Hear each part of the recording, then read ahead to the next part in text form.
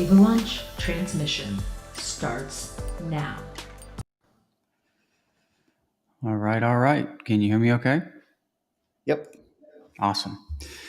Hey everyone, this is Mark from Avalaunch. Today we are joined by Jonny Zerah, who is the co-founder and CEO of Coral. And Coral is a really, really interesting incentivization social platform. I'll let Jonny talk a little bit more about it, but it deals right now with the creative industries, music industries, and they're doing some really interesting things around bringing artists and fans closer through Web3 technology, and removing some of the traditional incumbents from the process, which is, I think, is something really, really cool that we can talk a lot about, and has a lot of just interesting tie-ins to a lot of things we talk about on the channel. So thanks for joining us, and I'll just kind of get right into it. Could you just kind of tell us a little bit about your background and who you are and what you've worked on in crypto or prior or whatever is kind of relevant, and how you got to Coral? Yeah. So I've been in the blockchain space for about 6 years now. But prior to getting into crypto, I was working in traditional advertising agencies, mostly digital agencies in San Francisco, in LA, in London, with clients like Samsung, Google, Nike was my client for years. Just really understanding these big corporate advertising campaigns and understanding the brand and how all of these different elements come together for big corporate clients. Mm-hmm. And it's the advertising industry. I don't know. It's super stressful. I found it stressful. I was a producer and a strategist. Uh-huh. And so I was working with Nike Soccer, and I just needed a break. I wanted to kind of just step away from it for a bit. Mm-hmm. And so I stepped back, and then about 3 weeks later, my friend introduced me to these guys who needed some help marketing their ICO. It's like, that sounds interesting. I didn't really know much about Ethereum at the time. I mean, I'd heard of Bitcoin and I'd played with Bitcoin, but I didn't know too much about it. And I was like, you know what? I'm kind of bored. I wanted to take a break, but I'll jump back in and help out with some marketing and some content production. And worked with these guys, Carl and Jared. The project was status.im. And I fell in love with it. Like, they sent me this brief, and it was just everything that they were building at the time, but then also a lot of background on Ethereum and the community itself and how to market it and what channels to use and what the content needed to look like. And we produced some content, we ran some campaigns, and it was really successful. They had one of the bigger token distribution periods of 2017. And then they asked me if I wanted to join the team full time, and I jumped at the opportunity. Yeah. I loved working with them. I learned a lot, and the space was just fascinating to me. So I jumped at it, and I was the head of marketing there for about 5 years, learning so many things. Right. I mean, that's crazy, because 2017 ICO status was a big one, right? And at that point, like, there wasn't a lot of historical sort of playbook about crypto advertising marketing. This is like when this stuff, kind of as we know it today, was really coming together. So there wasn't a lot of like reference point for you, right? Like, what was Exactly. like what was the sort of transition like from more traditional advertising to, like, now you're working with status and this like new brave world kind of thing, like very, very different themes? Like, what was that? Was that like disorienting for you? Was there like a lot of carryover? Like, how was that for you? Yeah, it was disorienting. I mean, first and foremost, I had to get up to speed on the technology itself, like Mhm. really understanding not only how the tech works, but the benefits that it can provide. And once again, 2017, to your point, the tech was so nascent. There were so many big visions, but very few practical applications. So it's like understanding the promise of the technology more than the technology itself. Mhm. So that was quite different. You're selling more the idea than the actual product, right? With Nike, I'm selling Nike soccer shoes to 18-year-old kids. Like, that was it. Like, that's what Mhm. you're doing. Mhm. But with Ethereum and status specifically, it's like, okay, this isn't ready yet, but it can do so much, right? And it's telling the story of what the product can do. So that was challenging. However, Carl and Jared, like, the original idea for status, they were so smart. They painted, well, back then, the organization has changed quite a bit, but it was like a decentralized WeChat, if you will. And so it was a very consumer-centric product. It was a consumer product, in a messenger, wallet, app browser, all of that. So that was quite easy. So I think my experience with, these big corporate clients helped me like really sell a product to a consumer. And I say sell, but really market it and like, find out what the consumer insights are, right? Like tapping into that, selling a product that may not exist yet, but painting it in a way where it does, and articulating in a way where it can be, you can start to see it now. So I think the fact that Status, once again, was a consumer product, or the idea was a very consumer product, it wasn't a protocol or infrastructure, Mm-hmm. helped me kind of push that. And that was always my approach with Status as I was like marketing there for 5 years. It's like, okay, what can people do now, right? Yeah, maybe the long-term vision of the product isn't ready yet, but like, what can people do right now? What can they play with? How can they like get their hands on it? Mm-hmm. Mm-hmm. Yeah, it's really, marketing is still kind of one of the like most experimental parts, like the business side of it, because it's just the industry changes so fast, and like what's relevant changes so fast, and you have lots of people moving over from other industries into marketing. And I've tried to help people do this. I consider myself a bit of a marketer, obviously, with the work that we do, and it's just always changing. It's like you always have to kind of look at it from a fresh perspective. You never really feel like you have like much ground under you. Okay. Okay, so that's cool. So help me like understand a little bit about like the rest of the team, because you're here today kind of representing the project. Let's give us a picture of kind of who else is working on it, and who they are. Yeah. So the project itself kind of came up once again while I was with Status. They were shifting. They were trying to find product market fit, in my opinion. They Mm-hmm. may agree, but like they came up with this really interesting way to incentivize communities, right? They had this chat feature that was all decentralized and incredible. So they were doing a lot of consumer research around how can communities use a Discord-like product, but with Web3 features, with a wallet, with built-in incentive mechanisms. Mm-hmm. I was like really kind of heads down in that, like like reading a lot of these consumer reports, working with the UXR team, and they were great.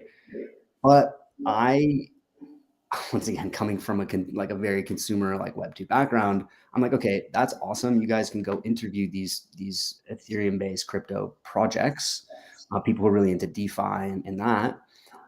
I went and spoke with a friend of mine who, his name is Zach, who is a music manager in Los Angeles. Mm-hmm.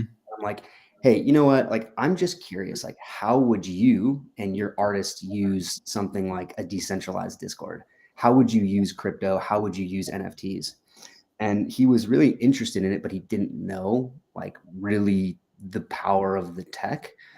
So that was actually one of my first partners. He helped me launch it. He's now an advisor to the business, but Zach, he was coming at this from a music perspective, right? And like trying to translate the more technical blockchain based concepts to his artists, right? So that was like the first other partner. He's now an advisor. And then, so I started to craft the idea for what Coral is.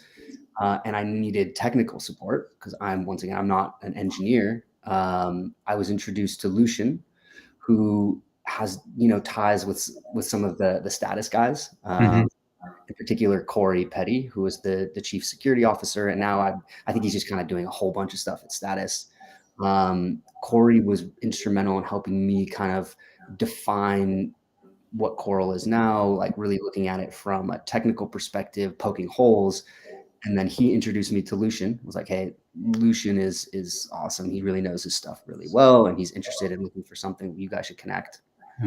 And a bit of background on Lucian. He worked with Corey at Booz Allen Hamilton or Deloitte. So he comes from a very corporate, but like consulting background. He was in the blockchain lab at those big companies working with, big infrastructure and corporate businesses trying to understand and navigate the space. So Lucian was actually perfect. He understands the security models. He understands the tech at a very deep level. Yeah. And he just loves it. So he was kind of my counterpart. from a technical perspective. And then we needed someone who was like meticulous in bringing the stuff to life. So like front end engineer. And that's when we met Aki. Aki's also a partner. So it's Lucian, myself, and Aki. Aki worked with Lucian at Booz Allen Hamilton, I believe. And they have a really good working relationship. Once again, Lucian thinks of these technical concepts from a bit higher level. And Aki is in the weeds, picking things apart. I love it. Yeah.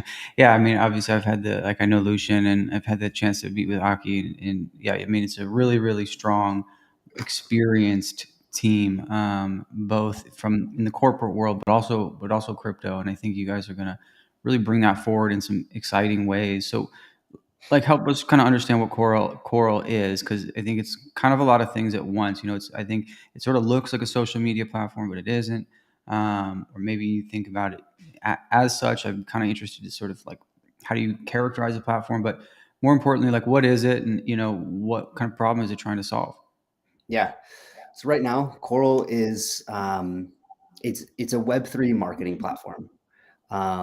We want to allow artists to activate and invest in their community to help promote their career.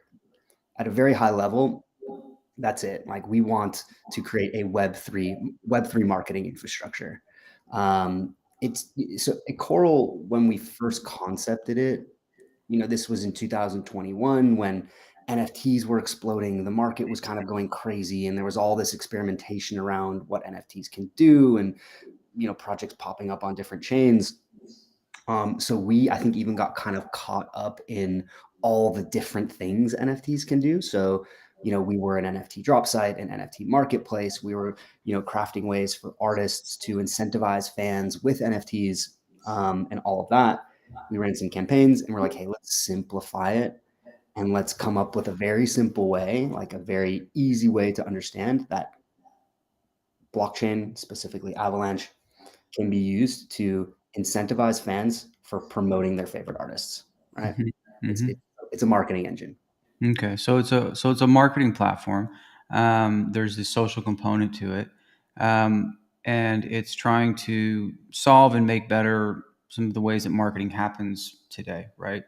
Totally. And so maybe a good place to start would be to understand kind of like what marketing looks like, what promotion looks like for an artist, like that's in the industry today, and like some of the kind of the pain points and the pieces that maybe are like not optimal or outdated. Like help us kind of like, for someone that doesn't know anything about the music industry maybe, or how this stuff happens normally, like what does that look like? hmm Yeah, I mean, before I jump into that, I think it's important too. Like, we are working with artists and labels and managers because, once again, that was where that's where my research led me. Hmm. Uh, my friend Zach, but I'm also, I'm a record collector. I'm like, hobbyist DJ, like I love it. A lot of my friends in Los Angeles are musicians themselves. So like, that's where we're starting, but this can really be, it can really be brought into any industry. But once again, we're starting with music, and like, that's what we know. And our friends and relationships have helped us really understand the pain points in marketing. Like right now, so much money is spent by labels and managers and even artists themselves on trying to break their career. And it's so challenging because you have this content sea of sameness, right? Like there's Hmm. so much stuff Yeah. on Instagram, on Twitter, now TikTok, like on YouTube, like there's so much, and labels can pump billions of dollars behind them for like relatively traditional means, social channels, media placements, billboards. Even like, I'm driving through LA and I see billboards for artists. Like, it's crazy. Yeah. But so much money is spent on A&R and on marketing. Uh, I think it was something like $5 billion was invested by labels last year, Wow. 2021. Mm. Um, and a lot of that money is just, you know, the label, they spend all this money with the hope that one or two artists break it, right? Because then they're getting their ROI, then they're getting the return on investment, and they're kind of designing these one hit wonder almost, like they're optimizing for like a single hit on Spotify. Like, Yeah. that in itself is quite broken to me, Yeah. because these are people, these are artists, they're making music, it's their craft, and to just treat it like just a commodity that, hope breaks a certain amount of streams on Spotify seems wrong. So that in itself is broken. So you have labels spending all this money on advertising.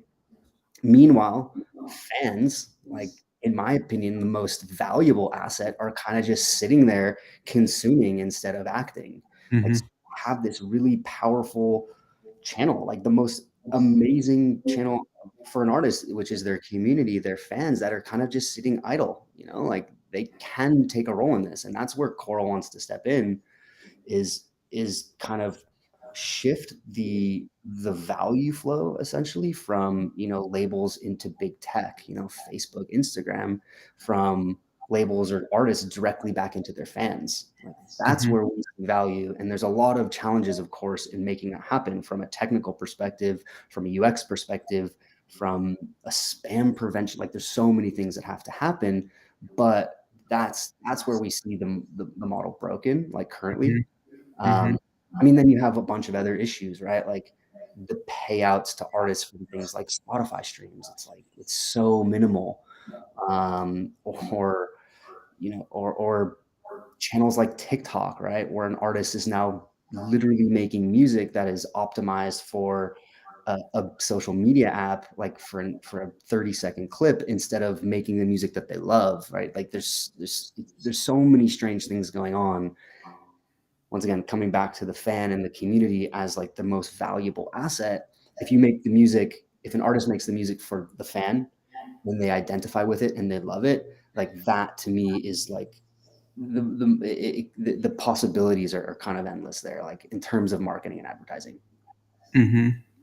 Yeah, I mean, one of the things that you said that really kind of stands out to me is, with all this like ad spend and all these like billions of dollars that are being pumped into advertising for artists at this point, it generates like an awareness, but like you said, sort of for this like optimized kind of route that's very one lane, but doesn't really like foster or facilitate like any kind of connection between the fan and the artist. Like, there's nothing that's growing there. It's just sort of like, can we put enough awareness in front of this thing to like generate sort of listens and clicks, right? There's no like experience.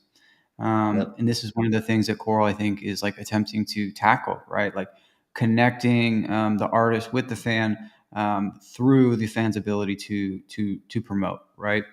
And this has kind of the like side effect or the implication of like removing some of the systems that exist between these people anyway, which is how, like, in when you look at, like, when you think about the philosophy of Coral and the kind of vision and like the disintermediation, is this something that's like really really important to you guys, or is just one of these things that's kind of like a beautiful side effect? Like, how much do you focus on that piece of it? It's hugely important to us. Like, once again, going back to the ideation and like the initial product design and UX design of Coral. Once again, this came at a time when NFTs were exploding, right? Like, everyone was dropping an NFT, the good, the bad, and the ugly, you name it. And artists, musicians were kind of experimenting with it. And there were so many different things, right? There was concert tickets, there was, royalties, like Royal, it's amazing. There was utility NFTs, there was just purely collectibles. There were so many things. And like, we saw an opportunity and we saw value in like the various different means of NFTs to connect artists and fans. But the goal was always, all right, how do we build a stronger relationship between the artist and the fan? How do we take the fan along the journey to success for an artist? That's a bit Mhm. nebulous, that's high level, but that was it, right? How do we do that? So we tried a bunch of different things. Tickets to shows, which we produced, pure collectibles. We used NFTs as like a receipt, or almost like for merch. We used it for gated content. Um, Really, all with the idea of connecting artist and fan. Like, that was it. Mhm. Um, so we ran these campaigns. We took a step back, and we saw a lot. We got a lot of really interesting feedback. And one of the things that we saw, the one thing that stood out to me specifically is, for example, we ran this campaign with a rap collective named Van Buren. They're out of Brockton, Massachusetts, Mm-hmm. and they're 13, or at the time we're 13 guys. The music's incredible. They're rappers. They understood crypto enough to like want to work with us and like want to explore the space. So we're like, okay, cool. You guys are awesome. Let's host a show in Brooklyn. The NFT will grant you access to the show. We're going to live stream it. We worked with like some of the best live music live stream people in the world, the team behind like Boiler Room. The NFT will get you access to the live stream. So the NFTs had all these. We're gonna sell merch. That was it. We sold these cool rings, and we pushed out branded content. We tried advertising, and sales of the NFTs or tickets was a bit slow. But as soon as we just said, "Hey guys, these 13 guys, like, why don't you push it out and get some of your friends to just like promote it?" As soon as we tapped their real fans, Mm-hmm. conversion to purchase was up like 85%, right? So we're like, okay, listen, organic and like recommended content, it just performs better, right? It's not only trusted, but your audience is perfect, right? You're literally your target audience is spot on. So we took a step back, we looked at that, and we're like, okay, hey, there's something here. NFTs play a role in this ecosystem for sure, but how can we reward that fan who helped us drive a sale to a Van Buren show?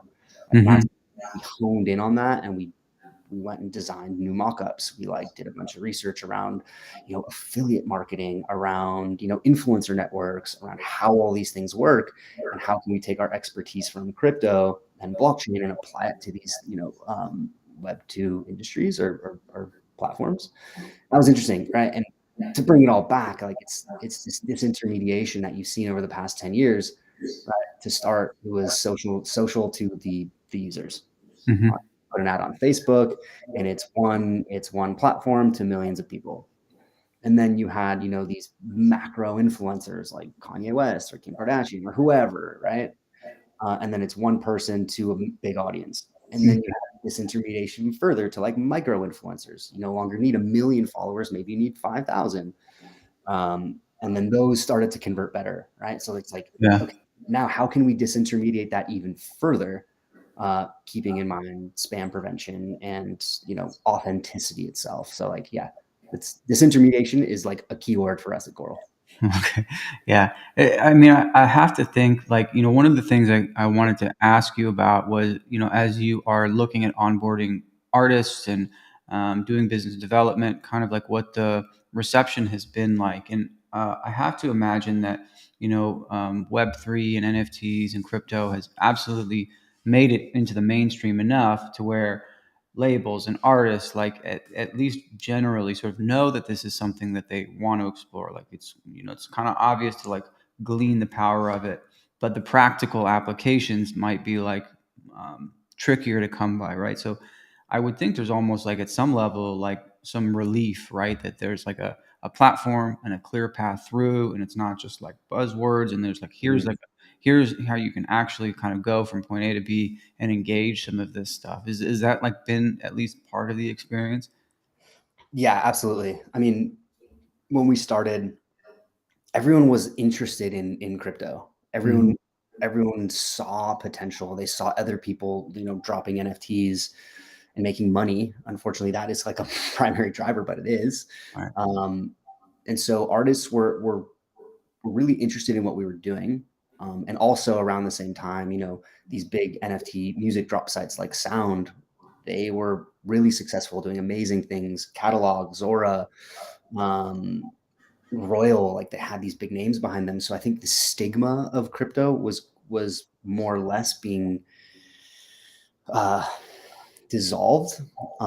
There still is a bit of hesitancy from an artist perspective. In Mm-hmm. my opinion, it's because an artist specifically, well, an artist themselves, they are their brand, right? Everything they do, from the music to the interviews to their social media presence, it's like it is their brand. So if they were to work with a Web3 blockchain NFT project, that is also going to be an extension of their brand. So like some of them were a bit hesitant to do that, because then they get labeled, you know, a Web3 artist. Right. So for us, we spent a lot of time actually working on the brand itself, making sure that it was something that artists felt comfortable working with. You know, it was cool. We understood the power of blockchain, and we understood the importance of, you know, curated content to an artist. I think that helped kind of that instilled trust in the artist, that we were not going to just, you know, take their name, put out a show, and just like blast out, you know, some Right. token marketing. You know what I mean? So that was beneficial. And then we made onboarding into the product as simple as possible. Like, you know, these artists, at least the ones we wanted to work with, their fans are not necessarily crypto native. Some of them were for sure, but most of them aren't. So like, you know, some of them didn't even have a wallet. They didn't have it. So we made that process really simple in Coral, right? We tried to hide a lot of the very technical language under the hood, Mm-hmm. and surface it later on for people who wanted to know more, and kind of guide them through that process. So, you know, a fan could have zero crypto experience. They could come to Coral. They could create an account by either connecting a MetaMask, in a pre-existing MetaMask wallet, or we used Web3 Auth to help generate a new wallet, and then create an account on the user's behalf, and then just get right into the product. So a fan could have zero crypto experience, create an account, have a wallet, and then we also were issuing free NFTs to start. So in a matter of 2 minutes, they could have their NFT in their first wallet. So that was important too, and that was important to the artists as well. Yeah. Because they don't want to exclude certain fans. Mm-hmm. So I think, I think the brand and helping them produce content that was, you know, that was nice was one like foot in the door. Accommodating all of their fans through ease of onboarding was another one. And then, you know, we helped them understand blockchain and crypto. Like, I've worked on big consumer products prior, but I've also been in the space for 6 years, and I can help kind of like translate more technical concepts to the artists and to their fans as well. Right. Right. And so, like, as a user that's interacting with Coral, let's like talk a little bit about like what that looks and feels like. You know, so an artist has a campaign on the platform. What are the what's like the kind of guidelines for that campaign? How does a user participate in it, and what does it feel like to actually use the application? Sure. So we did kind of change things up. Once again, we ran some campaigns back in June Mm-hmm. in which NFTs were, you know, concert ticket entry, access to exclusive content. It was a lot. I'm not gonna lie. That was Mm-hmm. all kind of part of our plan, right? Let's experiment with as much as possible and learn. Right. So now, what the product looks like is an artist. We'll work with artists who have, you know, upcoming campaign. Maybe it's a song that they want to promote or an NFT that they want to promote. We just worked with this artist named Pinder, who was dropping an NFT on Sound, to just help promote his upcoming single that was being released. So, okay, Pinder, create a profile page on Coral. We work with him. We have, you know, the artist page. It's kind of a template. We design that page, and we say, hey, Pinder, what do you want to promote? Let's take a little bit of budget. Let's put it behind maybe 2 promotions.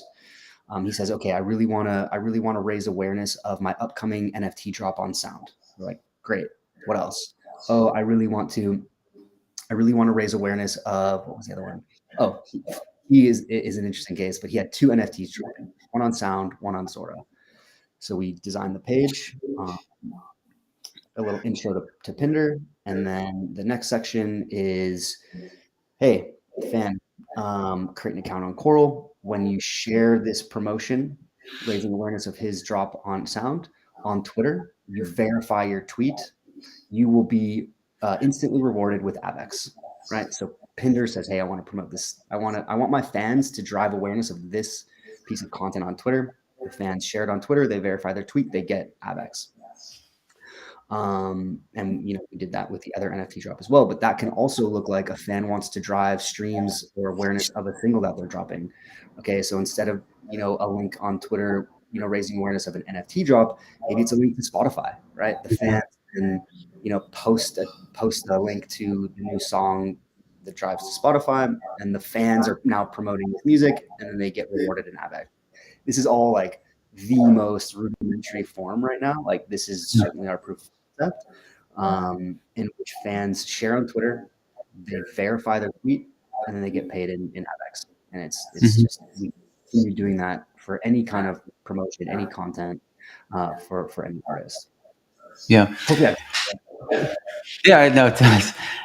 One of the things I think is interesting about the way that you guys have gone about building this, because I've been able to sort of see a lot of it as you guys have progressed, is, and I feel like I don't see this much with Web3 companies, certainly like DeFi protocols, is this kind of like iteration and search for product market fit, more like a traditional like tech startup might search for those kinds of things. Generally in crypto, what you see is, here's the idea, like here's the deck, we're just going to build it, like sink or swim kind of thing. There isn't a lot of like generally like good business practices, and that can actually, that's can have its benefits. But I see the industry maturing kind of as a whole, and products like yours, I think, becoming more important, that are architected, designed, and iterated on more like traditional tech products. And I think it's pretty neat, all of the versions that you guys went through, kind of landing on where we have now. And so with these campaigns, they're obviously like able to be kind of customized. So you guys have a pretty like high touch and interaction, at least right now, with the artists that are coming on, designing things that are unique and like optimized for kind of where they're at. As you guys scale this, do you think that these would become more generalized, like, where maybe you wouldn't need to interact with like every artist necessarily, maybe some of the higher profile ones, whatever the case is? Or kind of, do you see a version of Core where anyone can sort of as an artist can onboard themselves into the platform? Absolutely. I think that is the goal, right? Is to create tools where artists can literally create an account, set up a campaign, fund the campaign themselves, and then just hit go. For now, I think, to your point, like, it's been super beneficial for us to be very hands-on with the artists that we work with, right? Like, coming back, like we launched at a time when NFTs were crazy, or we started this when there was so much noise, but also innovation, that we wanted to hear from artists firsthand, and not just putting some mock-ups in front of them or a prototype, but like, let's run a campaign together, let's see what works, what doesn't. And also, I mean, market conditions change, right? That's something, as a crypto marketer, and I'm sure other people face as well, it's like almost like an impossible task, right? Like, you are marketing a product that you believe in, and when the market's up, everyone's like, oh my God, this is so good, I love it. But when the market's down, it's a very different thing. It's like, you have to evolve, and you have to change, and to be so stuck in one way is kind of shooting yourself in the foot. So we were very hands-on with all the artists. Like, even we made a conscious decision early on to like work with 2 artists to start. Let's do something big, and let's test all the different NFT utilities and mechanisms, from content gating to ticket access to collectibles to all the different things. And then let's form a really strong relationship with these artists, with their managers, and work with them to iterate on the next, to design the next iteration of Coral. And that's exactly what we did with Van Buren Records, for example. I speak to their manager all the time. He's like, hey, this would be cool. Or like, why don't we try this? And I'm like, hey, real quick, what do you think about this feature? Right. And yeah, like, it's been helpful. Now we're getting to a point where, okay, we need to just scale this. So the campaigns that we run are less, I guess, comprehensive. It's more just, we're not going to do events and production and merch. We're going to promote an artist's content, right? We're going to run these campaigns where the artist wants to promote something, and we can we can work, the goal for next year is to work with, 4 or 5 artists a month. Mhm. We'll be quite hands-on because, personally, I like working with them. And it helps us kind of understand their pain points, and it helps us understand what they need specifically. And every artist is different. We will still be very hands-on while we run these campaigns over the next few months. Mhm. Uh, but in the background, yeah, of course, we're we're working on dashboards and like an artist portal where they can create their own page, fund it with crypto, Mhm. and then manage their campaigns themselves. Like Mhm. that's the goal. Yeah. How would you like kind of characterize like the state of Coral today? Because you guys have gone through a bunch of iterations. You've done like a lot of research on user onboarding and putting that stuff in the background. And I think that stuff like is hard to kind of see, but it shows up in the product.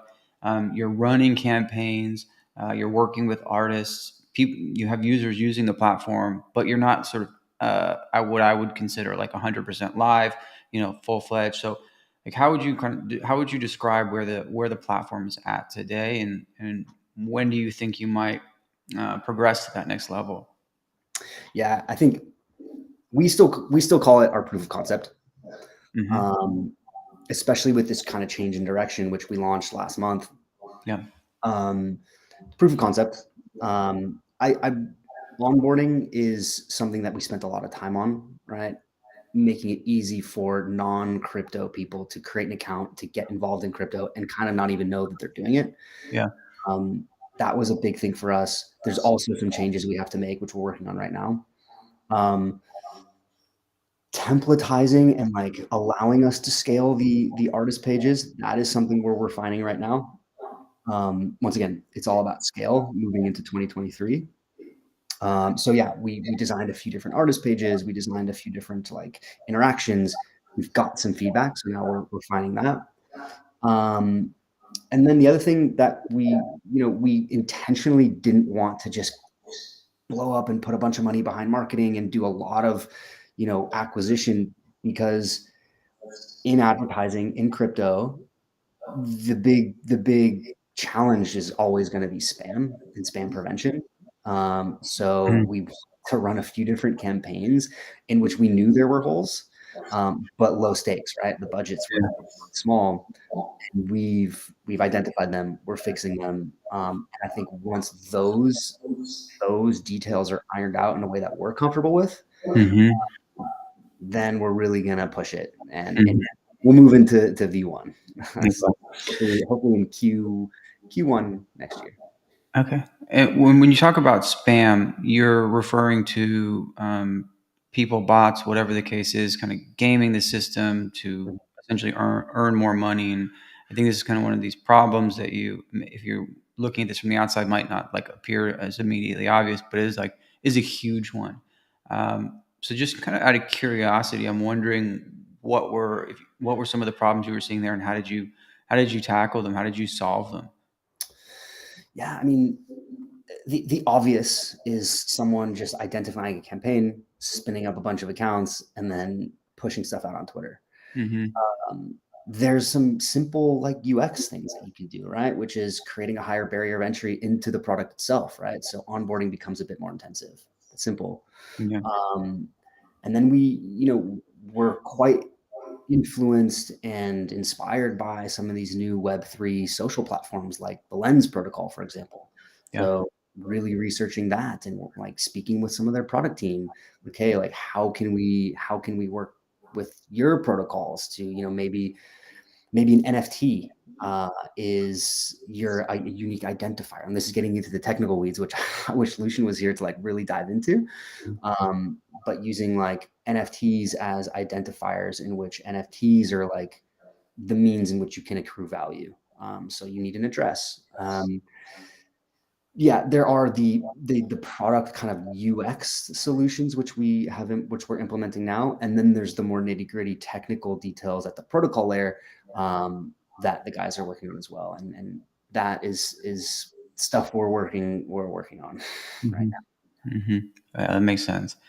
From a business perspective, and this might be something that evolves and changes over time. But where do you guys generate the revenue for the business through the platform? Like, where does your piece of this come in? Right.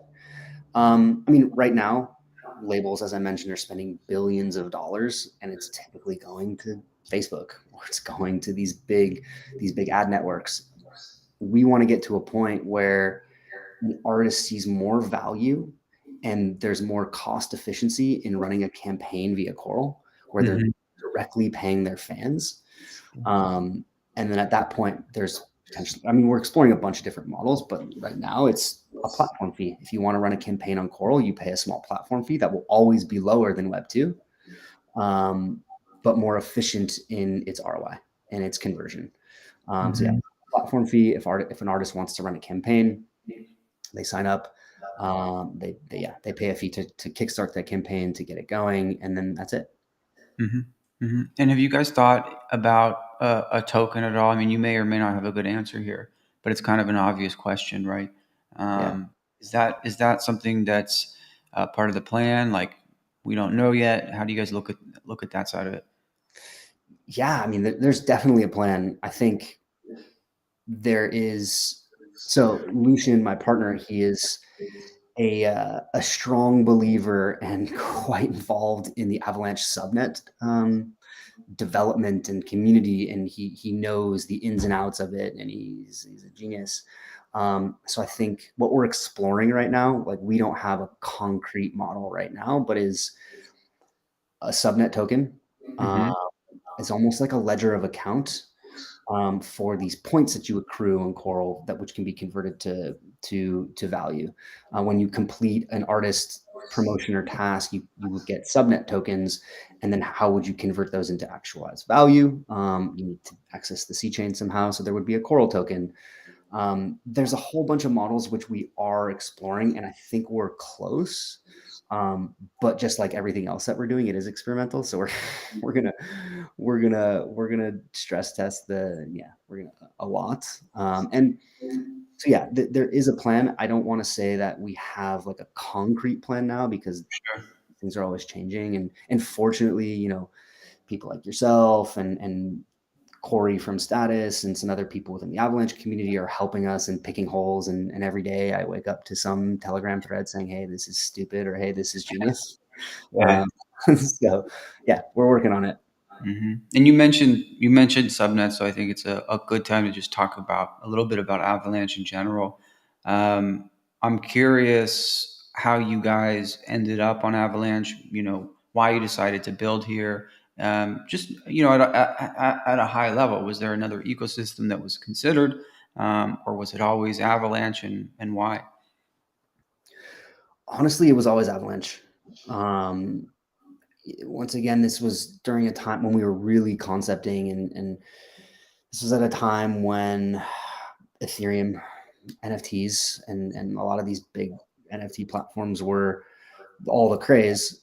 And for an artist and musician specifically, I always saw a problem in, a fan spending a bunch of money for a digital collectible, because A, you're going to have the same people purchasing them, and B, you're kind of cutting out a lot of fans. Like, it's not realistic for, you know, a, a regular fan of an artist who maybe doesn't have a bunch of ETH to purchase an NFT. And then it doesn't make sense from an efficiency perspective to, make a $5-10 NFT like that. It never computed in my brain.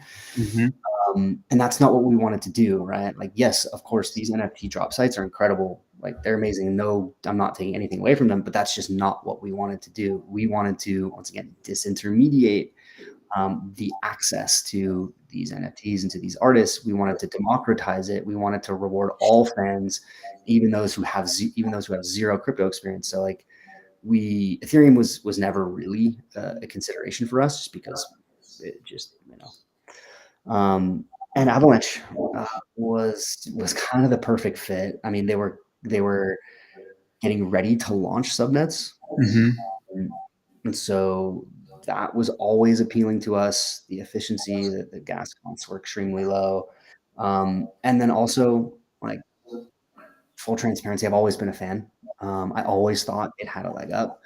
During my time at Status, myself and a few others were like doing just massive ecosystem audits and, researching the different platforms. And when you really dive deep into it, Avalanche is kind of the perfect solution for what we needed. And then understanding subnets even further for what we're doing is perfect. Yeah, yeah, and I've had the opportunity to talk with you guys about a token model and incentivization and how you balance a lot of these things. And I think I'm confident what you guys come up with will be really, really interesting and tied into the value of a subnet. With I think one of the things that's people are really just starting to explore is how a subnet changes the economics of a token, and how this can amplify the value of a platform as a whole. And you guys are one of the teams that are really thinking about this very critically.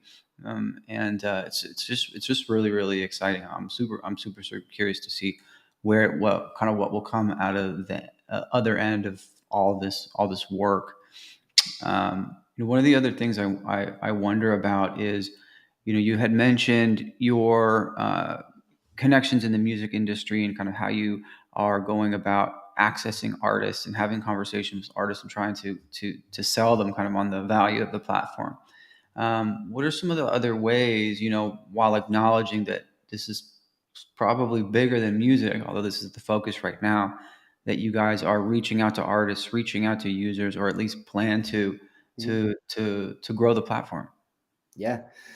As I mentioned, one of my good friends, who's now an advisor, is a music manager, right? So through his network, through friends, we've also been working with Venice Music Company. Mm-hmm. They've been an amazing partner to us. They're incredible. Like, they understand Web3, but then they also understand the music industry, specifically how hard it is for an independent artist. So, like, they've been a really good ally for us. Yeah. Always promoting choral and introducing choral to their artists, and that's been a nice little pipeline into choral. And we've got some really cool stuff lined up for early next year. Mm-hmm. And then, honestly, when we've run campaigns, once again, this is why I was quite meticulous and picky with the brand itself. Artists have reached out directly to us, even though we don't have a bunch of campaign material and a bunch of stuff out there. They're like, okay, hey, you guys get it. You're making something for the artists. It's cool. So we get a lot of direct outreach to us, via Twitter, via email, Yeah. and so that's been good. And I mean, that's something we're actually gonna really upon early next year, is just the pipeline and the way artists can get set up without so much handholding from us. Mm-hmm. Mm-hmm. Yeah, I would imagine it's one of those things where once the model is out there and it's proven, it just generates this natural visibility and awareness. This is something that kind of snowballs and fulfills itself to a certain extent, right? And that's kind of the goal with with the campaigns that you guys have been running, and maybe you're thinking about running next year or whatever. What does success in these campaigns look like? In terms of, obviously there's number of shares and things like this, but what are the other kinds of success metrics that you guys are looking at in terms of how do you kind of quantify a relationship between a fan and an artist? That seems to be trickier, right? So I'm just curious how you guys think about success within the campaigns on the platform.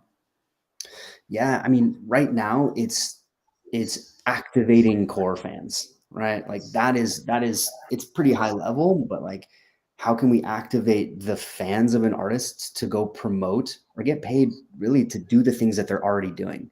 And there is a Yeah. behavioral shift, right? That's not the most intuitive thing, or maybe some fans are not really into it, right? So how can we get those people to share content on social? And that's quite high level. Mhm. Secondly, we are running these campaigns via Coral, where the fans promote content, and then simultaneously we are running traditional, Web2 Instagram ads, for example, or Facebook ads, and Mhm. we're comparing the data that we get. Right, we're comparing conversion to our website. We're comparing conversion to account creation. And the data is good, right? Like when someone shares something and they're sharing it to their friends and family, the conversion rate is significantly higher. So that is a huge measure of success for us, is to have enough data and have enough accounts via different artists and campaigns to showcase that a campaign on Coral is literally more effective than just putting $200 on an Instagram ad. That's it. Yeah. That's a big driver for us. Yeah, that's awesome. I mean, you look at traditional social media platforms and the advertising that happens on them, and it's kind of well understood at this point that more like authentic, rougher, organic type feeling content like performs better. Like there's I think people are just so saturated with this stuff, and just like it's have a blank spot in their minds for it at this point. Like it's just complete, it's just noise at this point. So a platform that kind of has this built in as like the core concept, that authenticity through the connection, or whatever the case is, I think just has tremendous potential, kind of going forward. And we're obviously coming up on the new year here, and I'm wondering what your guys is, for people that are interested in what you guys are doing and want to follow along with it, kind of what's next for you guys, and what are you aiming for, and what can we expect? Yeah. So right now, we've got campaigns lined up for the next couple months. Once again, it's scaling, right? So we're looking to do 3 to 5 artist campaigns per month. So that's the first thing. So keep an eye out for the artists that we're launching, and if you believe in them, you can jump in and you can help promote their content and earn AVEX. So that is just purely social sharing. We're looking to compare conversion to purchase of merch, for example. Like we built out this whole like merch portal and merch flow to purchase merch via Coral. So we want to see what the conversion looks like there, right? So no longer just sharing on social media, but also does your content drive conversion to purchase? And maybe there's like an affiliate link. Maybe you're taking a percentage of that sale. That's really interesting. Another thing that is a bit further down the line, but is really exciting, is third-party integrations, right? So if we can now work with maybe like, not sure yet, but like a ticketing platform, and we are promoting an artist concert in whatever city, and we're driving conversion to purchase on a third-party platform, can you be rewarded on Coral with crypto, right? So that's a really, really interesting thing for me, and we're doing a bunch of outreach and conversations with different partners on that now. And then, yeah, I mean, the other thing that's just I'm really interested in is just like the dashboards for the artists themselves, right? You can have so many interesting insights as to maybe your top performing fans, or without in a privacy preserving way, right? Because all of this stuff is on chain. You can abstract PII and really just through a wallet address identify which fan is like high earner, right? And you can reach out to them and you can reward them further. You can give them more crypto. You can give them NFTs. You can give them access. Like there's so many things that can be done. So artist and fan dashboards is really interesting to me. And then also like we're doing a bunch of research with the existing Web3 social platforms. Like how can we work with something like the Lens protocol, or how can we really tap into some of these other Web3 social media networks that are popping up right now? Because in my opinion, that is kind of the next trend. We've seen DeFi, we've seen NFTs, we've seen community, and now it's kind of, can we pull it all together? And I think Web3 social, decentralized social, whatever you want to call it, is a really interesting space. Yeah, for sure. I mean, there's a lot of people that believe that the Web3 social will be the thing that kind of onboards that next wave, right? Like, I think the DeFi and the NFTs kind of sucked up the people that it's gonna. And so, making this easier for the everyday man kind of thing will be really important. So if I was an artist that was watching this, or maybe interested in working with you guys, how would I go about doing that? just Yeah, reach out. go to our website, hit us up, join our Discord.